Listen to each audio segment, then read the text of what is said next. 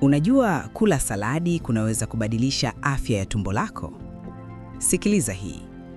Saladi ni mchanganyiko wa mboga mbichi kama vile nyanya, tango, karoti, kabichi au lettuce ambazo huliwa bila kupikwa au kupikwa kidogo sana. Vyakula hivi vina nyuzi-nyuzi nyingi, fiber, vitamini na madini muhimu kwa mwili. Ukila saladi mara kwa mara, kwanza husaidia kuboresha mmeng'enyo wa chakula tumboni. Nyuzi-nyuzi zake husaidia chakula kusogea vizuri kwenye utumbo na kupunguza tatizo la choo kigumu.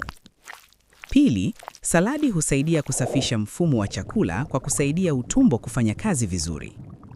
Tatu, husaidia bakteria wazuri waliopo tumboni kufanya kazi vizuri zaidi, jambo ambalo huboresha afya ya tumbo.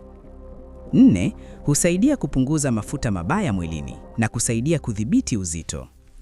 Kwa hiyo, kuanza kula saladi mara kwa mara kunaweza kufanya tumbo lako liwe na afya bora na mwili ufanye kazi vizuri zaidi. Kama na wewe unapenda kula saladi, andika ndio kwenye comment.